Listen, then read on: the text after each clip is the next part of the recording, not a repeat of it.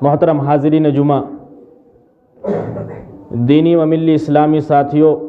خواتین اسلام، ماؤں بہنوں، اللہ رب العالمین نے ہمیں دین اسلام سے سرفراز فرمایا۔ اسلام کی دولت اللہ نے ہم کو عطا کی۔ اللہ رب العالمین نے خاندانی طور پر نسلاً بعد نسل ہم کو اسلامی گھرانے میں پیدا کیا اور مسلمان بنایا، اور یہی وجہ ہے ہم کو اسلام کی عظمت کا احساس نہیں۔ اسلام کتنی بڑی دولت ہے اور اسلام کا کیا مقام و مرتبہ ہے، یہ کتنی عظیم نعمت ہے، ہمیں اس کا احساس نہیں۔ احساس ان صحابہ کرام کو تھا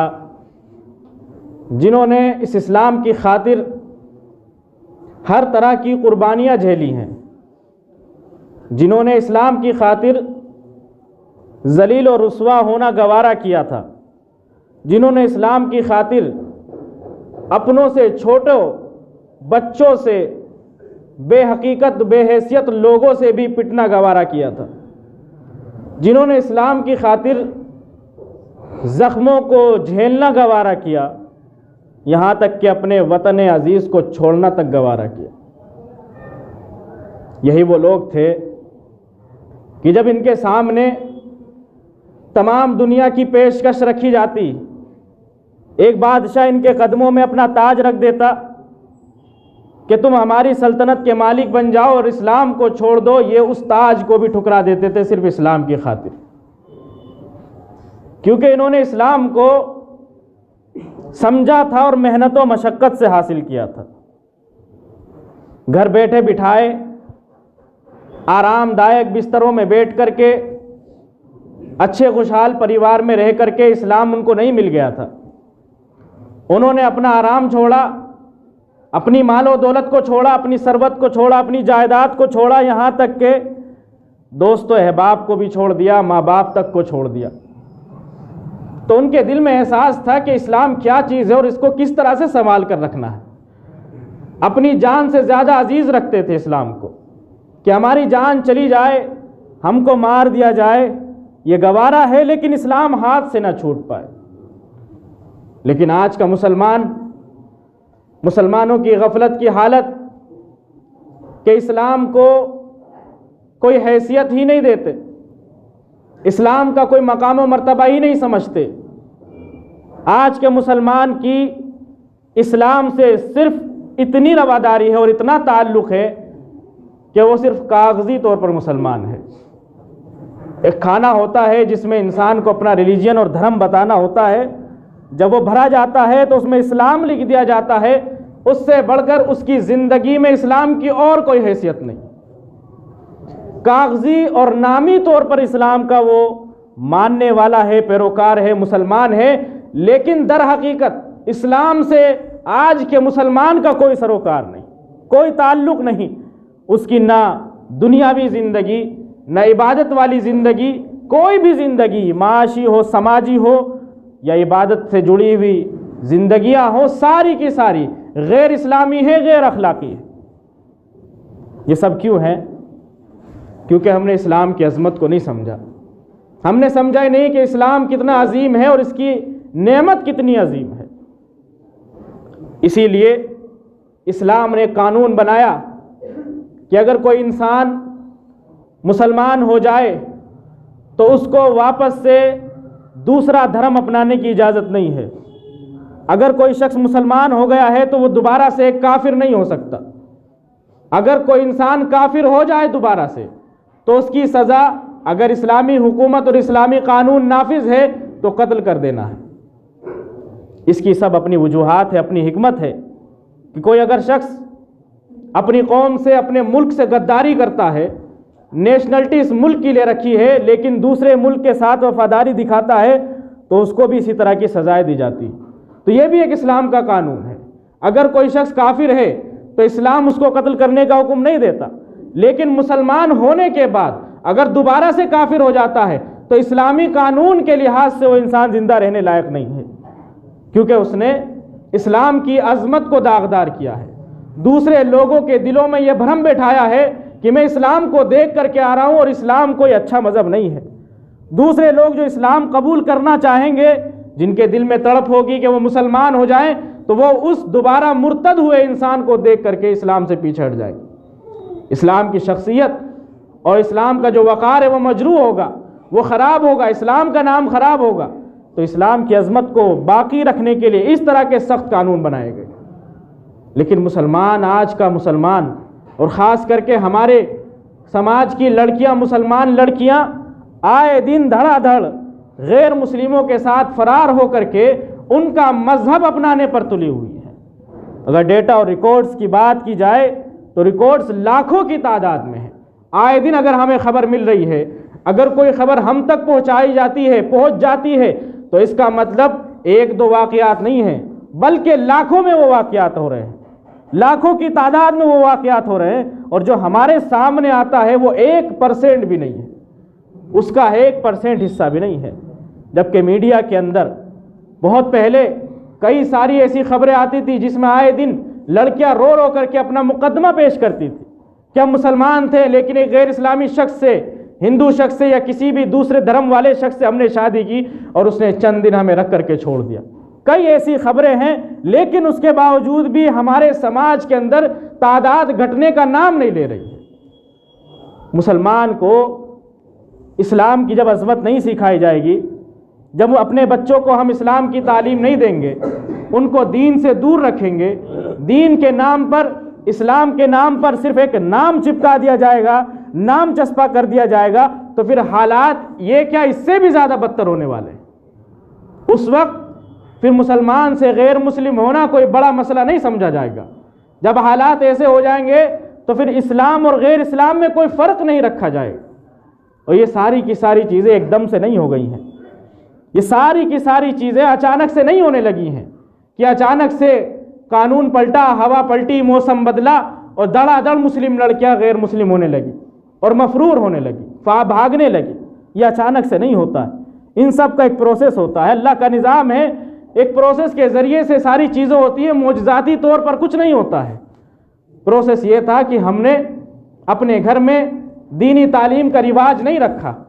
دینی تعلیم کا جب رواج نہیں رکھا تو اس بچی کے دل میں یا بچے کے دل میں اسلام کا وہ مقام نہیں رہا۔ اس کے دل میں یہ رہا کہ اگر ہم اپنا نام صرف مسلمان رکھ لیتے ہیں تو ہماری جنت کے لیے، ہماری مغفرت کے لیے یہی کافی ہے، بلکہ اس انسان کو تو جنت جہنم سے بھی مطلب نہیں رہ گیا۔ ہمیں اسی وقت ہوش کے ناخن لینے چاہیے تھے، اسی وقت ہم کو سوچنا سمجھنا چاہیے تھا جب ہماری لڑکیوں کے اندر، بچیوں کے اندر یہ سارے کے سارے جذبات پیدا ہوئے کہ ہم داڑھی والے انسان سے نکاح نہیں کریں گے۔ جب وہ داڑھی کو ناپسند کرنے لگی، اسلام کی ایک شناخت کو ناپسند کرنے لگی، تو آپ کو اسی وقت احساس ہو جانا چاہیے تھا کہ ہمارا بچہ یا ہماری بچی کس راہ پر جا رہی ہے، کس ڈب پر جا رہی ہے کہ اسلام کو ہی ناپسند کرنے لگی، اسلام کی ایک شناخت ہی کو ناپسند کرنے لگے۔ رسول اللہ صلی اللہ علیہ وسلم کا جو چہرہ مہرا تھا اس چیز کو ہی ناپسند کرنے لگے، تو مکمل اسلام کو ٹھکرانا اس کے لیے کیا بڑی بات ہوگی۔ جب یہ چھوٹی چھوٹی چیزیں ہم دیکھ رہے تھے، جب ان چاری چیزوں کی نشاندہی کی جا رہی تھی، تو اسی وقت ہم کو ہوش کے ناخن لینا چاہیے تھا اور اپنی بچوں کی اسلامی تربیت پر دھیان دینا چاہیے تھا۔ لیکن آج کا ٹائم ایسا آ چکا ہے کہ ہم کگار پر کھڑے ہیں اور پورا کا پورا مسلم معاشرہ اس وقت اس دلدل کے اندر پھنس چکا ہے، جہاں تعلیم کے نام پر کچھ بھی نہیں پڑھایا جاتا۔ کہ اللہ کے رسول صلی اللہ علیہ وسلم نے جو ان کی تعلیم کا بندوبست کیا تھا، آپ صلی اللہ علیہ وسلم نے عورتوں کو مسجدوں میں آنے کی اجازت دی کہ وہ مسجدوں میں آئیں، خطبہ سنیں اور اس کے ذریعے سے تعلیمات حاصل کریں۔ رسول اللہ کے زمانے میں 5 وقتہ نمازوں میں عورتیں آیا کرتی تھیں، اور کبھی کبھی نبی صلی اللہ علیہ وسلم الگ سے مجلسیں لگا کر کے عورتوں کو تعلیم دیا کرتے تھے۔ یہاں تک کہ عید کے خطبے میں بھی مردوں کو خطاب کرنے کے بعد باقاعدہ اللہ کے نبی صلی اللہ علیہ وسلم عورتوں کے پاس آ کر کے ان کو سمجھایا کرتے تھے۔ لیکن ہمارے یہاں ایسا کوئی نظم نہیں ہے۔ ہمارے یہاں سماج کے اندر اگر مسجدوں کے اندر عورتوں کے آنے کا اہتمام ہوتا ہے کہ عورتیں آئیں، جمعے کی نماز پڑھیں یا تراویح پڑھیں وغیرہ وغیرہ، جو بھی اہتمام اگر ہم عورتوں کے تعلق سے کرتے ہیں تو اسے بڑی گندی نگاہ سے دیکھا جاتا ہے۔ اتنی گندی نگاہ سے بازار میں جانے، رشتہ داروں کے پاس جانے، شادی بیاہ میں سج دھج کے جانے کو نہیں دیکھا جاتا، جتنی گندی نگاہ سے عورتوں کے مسجد میں آنے، تعلیم حاصل کرنے کو دیکھا جاتا ہے۔ جب عورتیں تعلیم نہیں حاصل کریں گی، جب ان کو دین کا علم نہیں حاصل ہوگا، جب ان کو پتہ نہیں ہوگا اللہ اور اس کے رسول کی عظمت کیا ہے، اسلام کی عظمت کیا ہے، اسلام کیا چیز ہے، اسلام کیا سکھاتا ہے، تو پھر ان کے دل میں اسلام کا احساس کیسا پیدا ہوگا؟ وہ آج کیا کل، وہ ابھی کھڑے کھڑے آپ کے سامنے اسلام کو نکار دے، کیونکہ ان کو پتہ ہی نہیں ہے کہ اسلام کیا چیز ہے، ان کو اسلام کی نعمت کا، اس کی اہمیت کا احساس ہی نہیں ہے۔ تو پھر جب اہمیت کا احساس ہی نہیں ہے تو انسان اپنے پاس وہ چیز کیوں رکھے؟ جو چیز ہمارے پاس غیر اہم ہو جاتی ہے تو ہم اس کو کوڑے میں پھینک دیتے ہیں، ہم اس کو اپنے پاس رکھنا گوارا نہیں کرتے، فری میں لینا نہیں گوارا کرتے۔ تو جب اسلام کی عظمت اس کے دل میں موجود ہی نہیں ہے تو اسلام کو وہ دل میں کیوں بٹھائے؟ اگر اس کے سامنے آفر آ رہے ہیں، اس کے سامنے سے پیشکشیں آ رہی ہیں تو وہ کیوں نہ قبول کرے؟ یہ ساری کی ساری چیزیں ہماری بنائی ہیں، ہمارے کرتوت ہیں کہ ہم نے عورتوں کی تعلیم و تربیت پر بالکل بھی توجہ نہیں دی، اور جو ہونی چاہیے تھی اس اعتبار کی بھی نہیں دی۔ کیا ہوتا ہے، اگر ہماری بچی اگر ناظرہ پڑھ لیتی ہے، قرآن پڑھنا سیکھ جاتی ہے، تو ہمیں لگتا ہے کہ اس نے دینی تعلیم کا حق ادا کر دیا، اب اتنی تعلیم اس کے لیے کافی ہے کہ اس نے قرآن پڑھنا شروع کر دیا، ناظرہ اس کا شروع ہو گیا ہے، کافی ہے۔ حالانکہ اسلام اصل توحید کا نام ہے، اسلام اصل اسی چیز کا نام ہے کہ آپ اپنے ایمان کو محفوظ کر کے چلے جائیں۔ ہر وقت جب بھی درس و دروس ہوتا ہے آخر میں ایک دعا کی جاتی ہے، یہ دعا کوئی رسمی نہیں ہوتی ہے کہ جب تک جی اسلام پر جئیں، جب خاتمہ ہو تو اسلام اور ایمان پر ہو۔ یہ دعائیں اسی لیے ہوتی ہیں کہ ہم اسلام کی عظمت کو سمجھیں، ہم اسلام کو سمجھیں کہ اسلام ہے کیا چیز، اسلام کی اہمیت کو اپنے دل میں بٹھائیں۔ لیکن ہمارے یہاں اسلام کے نام پر، دینی تعلیم کے نام پر صرف ناظرہ قرآن چلتا ہے۔ قرآن پڑھ لیا، ایک بار قرآن پڑھ لیا، 2 بار حافظ جی کو سنا دیا، کافی ہے، اس سے آگے کچھ نہیں سوچنے والے ہم۔ حالانکہ اگر عہد رسالت کی بات دیکھی جائے، ام سلیم رضی اللہ تعالیٰ عنہ، حضرت انس چھوٹے بچے ہیں، بولنا شروع کیا ہے، ان کو تعلیم دیتی ہیں کہ بیٹا کہو لا الہ الا اللہ، لا الہ الا اللہ کی تعلیم دیتی ہیں، کلمہ توحید پڑھو کہ اللہ کے سوا کوئی معبود نہیں ہے، مجھے عبادت کرنی ہے صرف اللہ رب العالمین کی، اسلام ہی میرا دھرم ہے، اسی کی عبادت اللہ رب العالمین کی اسی طریقے سے عبادت کرنی ہے جس طرح سے اسلام مجھے سکھاتا ہے۔ حضرت انس کی والدہ چھوٹے سے بچے ہیں، اسی وقت سے تربیت کرنا شروع کر دیا، اور صحابہ کرام میں یہ عام چلن تھا، بچے کو سب سے پہلے کلمہ توحید کو سکھایا جاتا۔ اور کلمہ توحید کیا چیز ہے، اس کے کیا ارکان ہیں، ہم میں سے بیشتر لوگوں کو نہیں معلوم ہوگا۔ آج کل کے جو ماڈرن دور کے ہمارے بچے ہیں، جو کانوینٹ اسکولوں میں پڑھتے ہیں، انگلش میڈیم جن کو کہا جاتا ہے، ان سے پوچھ لیجئے اسلام کے ارکان کتنے ہیں، اسلام کن بنیادی چیزوں کا نام ہے، ان کو وہ بھی نہیں پتہ ہوگا۔ جو بنیاد ہے ہماری، جس کے بغیر انسان مسلمان نہیں ہو سکتا، لا الہ الا اللہ، نماز، روزہ، زکوٰۃ، حج، یہ 5 چیزیں اگر کوئی ان کو نہیں مانتا، کسی کا ایک کا انکار بھی کر دیتا ہے تو انسان مسلمان نہیں ہے۔ لیکن آج کے ہمارے 10-12 سال تک کے بچوں کو علم نہیں ہوگا کہ اسلام کے ارکان کیا ہے، اسلام کے ارکان تک کا علم نہیں ہوگا ان کو۔ تو اگر دین سے دوری رہی، دینی تعلیم سے غفلت رہی اور دینی تعلیم کو ہم نے حقیر سمجھا تو حال یہی ہونے والا ہے، پھر سر دھننے سے رونے پیٹنے سے کچھ حل نہیں ہونے والا، اس کا کوئی حل نہیں نکلنے والا۔ ہم نے دینی تعلیم کو حقیر سے حقیر تر سمجھا ہوا ہے۔ ایک کام کرنے والے کو، جو آپ کا نوکر ہے، اس کو آپ زیادہ سیلری دے سکتے ہیں، لیکن ایک دینی تعلیم دلانے والا، جو شخص آپ کو دینی تعلیم دے رہا ہے، آپ کے بچوں کو سکھا رہا ہے، اس کو آپ 10,000 سے زیادہ سیلری دینے پر تیار نہیں۔ آنکھیں باہر آ جاتی ہے، 15,000 20,000۔ مولوی صاحب کا کام کیا ہے؟ کام یہی ہے کہ وہ آپ کی دنیا سے اہم چیز آخرت کو بچا رہا ہے، آپ کے بچوں کو تعلیم دے رہا ہے، آپ کو سکھا رہا ہے، آپ کے بچوں کو سکھا رہا ہے۔ اگر آپ نے دینی تعلیم کو اہمیت ہی نہیں دی تو پھر یہ حالات اس سے بھی زیادہ بدتر ہو جائیں گے۔ دینی تعلیم کا ہمارے یہاں کیا معیار ہے؟ یہی معیار ہے۔ جو لوگ دین سے جڑے ہوئے ہیں، علماء کرام ہیں، جن لوگوں نے دینی تعلیم حاصل کی ہے، ان کی عزت، ان کی خاطرداری کتنی ہم کرتے ہیں، اور ایک معمولی سا نوکر، سرکاری نوکر کی اس کی خاطرداری کتنی کرتے ہیں، آپ موازنہ کر لیجیے۔ ایک معمولی سا انسان جس کے پاس معمولی سا دنیا کا عہدہ ہے، اس کی خاطرداری میں ہم کوئی کمی نہیں آنے دیتے، لیکن ایک امام صاحب کی خاطرداری ہم کس طرح سے کرتے ہیں، ایک عالم صاحب کے لیے ہم کس طرح سے اپنی پلکوں کو بچھاتے ہیں، کس طرح کا اہتمام کرتے ہیں۔ اس سے یہ اندازہ ہو سکتا ہے کہ ہمارے ہاں دینی تعلیم کا کس قدر رواج ہے، ہم دین کو کتنی اہمیت دیتے ہیں۔ جبکہ اللہ کے نبی صلی اللہ علیہ وسلم نے ارشاد فرمایا، خیرکم من تعلم القرآن وعلمہ، کہ سب عہدیدار ہو،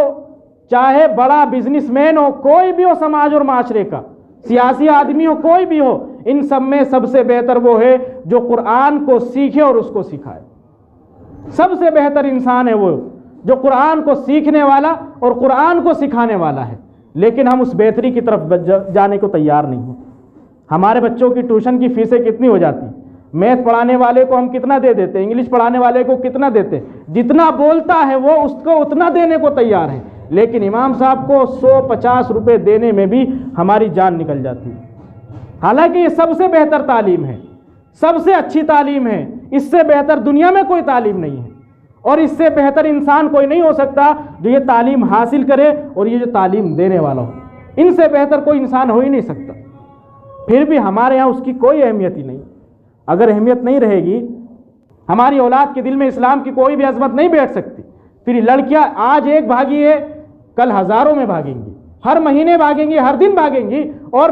ڈنڈا ٹھوک کر کے بھاگیں گی، بے شرم ہو کر کے بھاگیں گی۔ ابھی تو کچھ شرم اور حیا باقی ہے کہ منہ دکھانے لائق نہیں وغیرہ وغیرہ، لیکن اس کے بعد اپنا حق سمجھ کر کے بھاگیں گی کہ ہمارا حق ہے کہ ہم جس اسلام کو چاہے اپنائیں، جس دھرم کو چاہے اپنائیں۔ عورتوں کی تعلیم پر ہم نے بالکل بھی توجہ نہیں دی، تو اس پر توجہ دینے کی ضرورت ہے۔ دروازے کھولے جائیں، مسجدوں کے دروازے ان کے لیے کھولے جائیں، الگ سے تعلیمی سسٹم ان کو بنائی جائے۔ یہاں اگر ممکن ہو تو عالمہ کو ہائر کیا جائے جو عورتوں کو بطور خاص ان کے گھروں میں جا کر کے تعلیم دے، یا کہیں اجلاس بلا کر کے ان کو تعلیم دی جائے، تاکہ اسلام ان کے بارے ان کو سمجھ میں آئے، اسلام کی کیا تعلیم ہے، اسلام کی کیا عظمت ہے، یہ ساری کی ساری چیزیں ان کو سمجھ میں آئے۔ اس کا کچھ تو حل کرنا پڑے گا ہمیں۔ صرف خبریں سن کر کے اور پھر اس پر چند ٹپڑیاں کس کر کے، چند کمنٹس کر کے اس سے کوئی حل نہیں نکلنے والا ہے۔ حل تب نکلے گا جب ہم عملی قدم بڑھائیں گے، اس میدان میں آگے بڑھیں گے، تب جا کر کے کچھ حل ہو پائے گا، وگرنہ اس سے پہلے کچھ نہیں ہو پائے گا۔ اگر دیکھا جائے آج کے دور کے حساب سے، اسلام نے اس زمانے میں جب عورتوں کو اس کے وجود کو ہی باعث عار اور شرم سمجھا جاتا تھا، عورتوں کو دفنا دیا جاتا تھا، اس زمانے میں اسلام نے آ کر کے عورتوں کو حقوق دلوائے، ان کو بتایا کہ تمہیں بھی جینے کا حق ہے، ان کو وراثت میں حق دلوایا، ان کو شادی کا حق دلوایا، ان کو شوہر کے انتخاب کا حق دلوایا۔ یہ سارے کے سارے حق اسلام نے بہت پہلے دیے ہوئے ہیں، لیکن آج کے ٹائم میں ہم نے ان میں سے ایک بھی حق عورت کو نہیں دیا۔ نہ اس کو تعلیم کا حق دیا، نہ ہم نے اس کو اس طرح جائیداد کا حق دیا، نہ ہم نے اس کو اس کا شوہر کے انتخاب کا حق دیا کہ ہم اس سے بھی مشورہ کر لیں کہ بیٹی تجھے یہ شخص پسند ہے کہ نہیں پسند ہے، تجھے یہ شخص پسند ہے کہ نہیں پسند ہے، اگر تجھے پسند ہے تو ہم شادی کریں گے، نہیں پسند ہے تو شادی نہیں۔ یہ حق ہم نے اس سے چھینا ہوا ہے کہ جس کو ہم نے پسند کر لیا ہے اسی سے شادی کرنی پڑے گی۔ جب یہ حق ہم نے چھینا، جائیداد کا حق ہم نے چھینا کہ زیرو ہو کر کے جائے گی، بلکہ ماں باپ پر اور بوجھ بن کر کے جائے گی کہ اس کو جہیز بھی دینا پڑے گا۔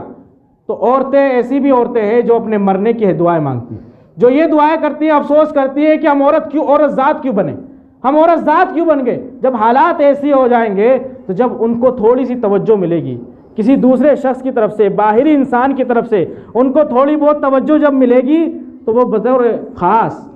فطرت ہے، انسان کو جہاں توجہ ملے گی وہاں بھاگے گا۔ جب گھر کے اندر اس کی عزت نہیں ہے، نہ اس کو پیار اور ہمدردی ہے اس کے ساتھ، نہ اس کے ساتھ کسی قسم کا حق اور حقوق کا لین دین، اس کو کوئی حق اس کا دیا ہی نہیں جا رہا ہے، تو کوئی انسان اگر اس کو دکھائے گا کہ میں تمہیں ہر طرح کا حق دینے کو تیار ہوں، میں تمہیں پلکوں پر بٹھانے کو تیار ہوں، اچھے اچھے خواب دکھائے گا، تو لڑکی ظاہر سی بات اپنے گھر کو چھوڑ کر کے آسانی سے چلی جائے گی۔ وہ گھر تو اس کے لیے جہنم ہے۔ جہنم کو جب وہ دکھا کر کے ایک جنت کو دکھا رہا ہے تو جنت میں بھاگے گا انسان، جہاں اس کو اچھا لگے گا، جہاں اس کو خوشحالی لگے گی، جہاں اس کو ہریالی دکھائی دے گی، وہیں جائے گی بچی۔ تو اپنی بچیوں کو اس اعتبار سے بھی ان کا حق ادا کریں، آپ ان پر جہیز کی لعنت نہ ڈالیں، جہیز کا بوجھ ڈال کر کے ان کو پریشان نہ کریں، بلکہ ان کو یہ یقین دہانی دلائیں کہ ہم آپ کو اپنی جائیداد اور پراپرٹی میں سے اسلام کے مطابق حق اور حصہ دیں گے۔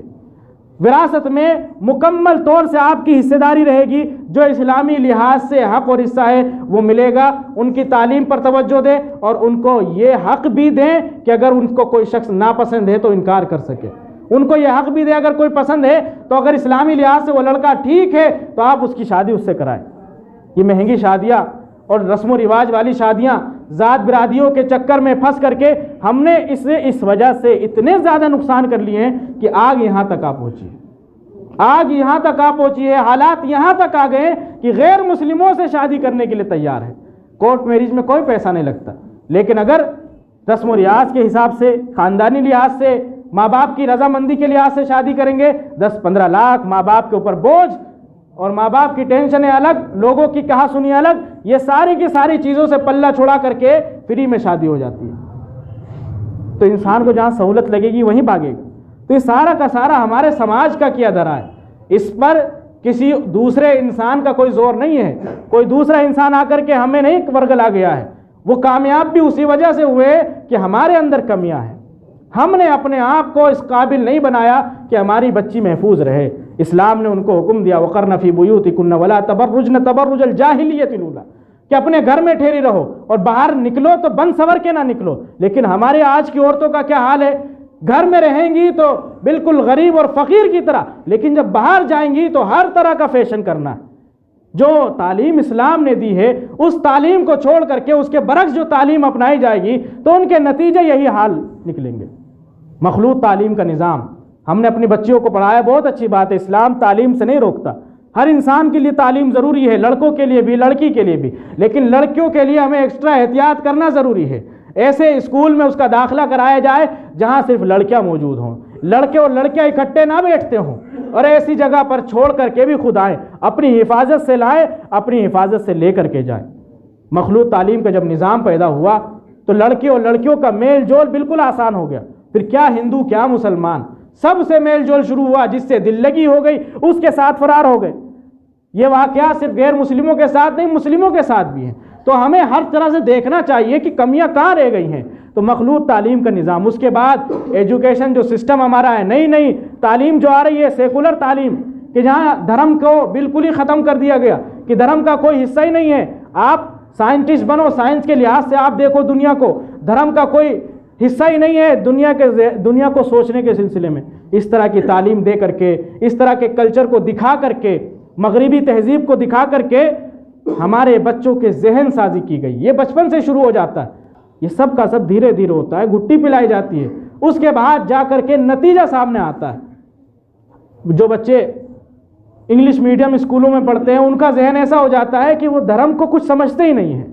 ان کے دماغ میں صرف یہ بات بٹھا دی جاتی ہے کہ سائنس جس بات کو ٹھیک کہہ رہی ہے وہی بات ٹھیک ہے، اگر اسلام نے کچھ بات کہی ہے تو اسلام کی بات کو اس وقت تک نہیں مان سکتا جب تک کہ سائنس پروف نہ کر دے۔ یہ بات میں بارہا بتا چکا ہوں کہ اہل حدیث گھرانے کے بچے جن کے والد ایک مسجد کے ذمہ دار ہیں، ناظم تھے، مسجد کو چلانے والے تھے، ان کو ہمارے نبی کا نام تک معلوم نہیں تھا، اور بچے 3 4 5 سال کے نہیں، 15 سال کے بچے تھے، 15 سال کے بچے تھے، ان کو ہمارے نبی تک کا نام معلوم نہیں تھا۔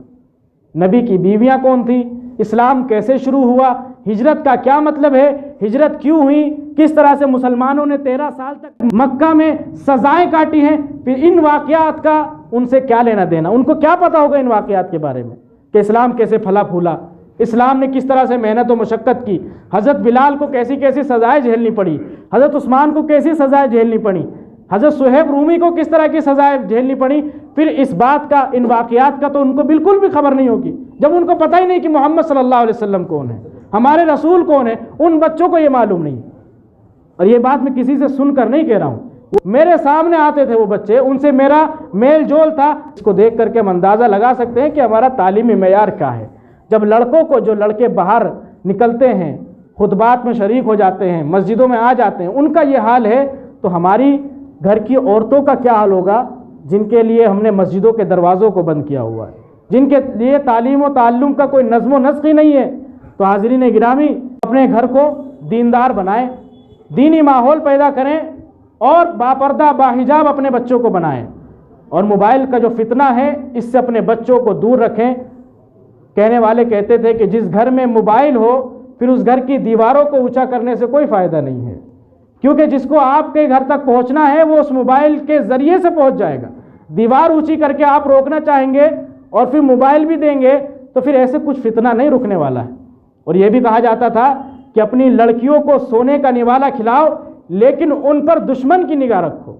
لڑکوں پر بھی نگاہ رکھنی ہے لیکن لڑکیوں کے تعلق سے چونکہ ہمارے آج کا خطبہ بطور خاص تھا، اس لیے بطور خاص اپنی بچیوں پر کڑی نگاہ رکھیں، تعلیم و تربیت پر بچپن سے ہی دھیان دیں۔ یہ نہ سوچیں کہ ابھی بچی ہے، بلکہ اس کو ابھی سے اسلامی لباس پہنانا شروع کریں، اسلامی عادات اور اخلاق سکھانا شروع کریں۔ ناظر قرآن سے بڑھ کر کے دینی کتابیں اس کے ہاتھ میں لا کر کے دیں کہ وہ دینی تعلیم کو حاصل کرے، تب جا کر کے سماج اور معاشرے کے اندر سدھار آئے گا۔ یہ محنتیں بہت سالوں کی محنتیں ہیں جو اب رنگ لا رہی ہیں، اسی طرح سے ہم کو آج سے محنت کرنی پڑے گی، اور رزلٹ کا یہ نہ سوچیں کہ کل رزلٹ آ جائے گا، بلکہ یہ محنت بھی ہمیں تسلسل لگاتار کرنی پڑیں گی۔ اللہ رب العالمین سے دعا ہے اللہ رب العالمین ہمیں ان باتوں کو سمجھنے کی توفیق دے۔ یا رب العالمین ہمارے گھروں کے ماحول کو دینی ماحول بنا، یا رب العالمین ہمارے خواتین کو دیندار بنا، نیک بنا، تاکہ وہ اپنی آل و اولاد کی تربیت بھی اسی انداز سے کر سکیں۔ یا رب العالمین ہمارے اندر دینی رجحان پیدا فرما، دین کی تعلیم کو زیادہ سے زیادہ حاصل کرنے کی توفیق دے۔ یا رب العالمین ہمیں علماء کرام کی عزت کرنے کی توفیق دے۔ یا رب العالمین ہمیں علماء کرام سے قریبیت اور قربت بنانے کی توفیق دے کہ ہم ان کے قریب رہیں، ان سے سیکھیں۔ یا رب العالمین جب تک جئیں اسلام اور ایمان پر جئیں، جب خاتمہ ہو تو اسلام اور ایمان کی حسین شکل میں ہو، آمین۔ وآخر دعوانا ان الحمد للہ رب العالمین۔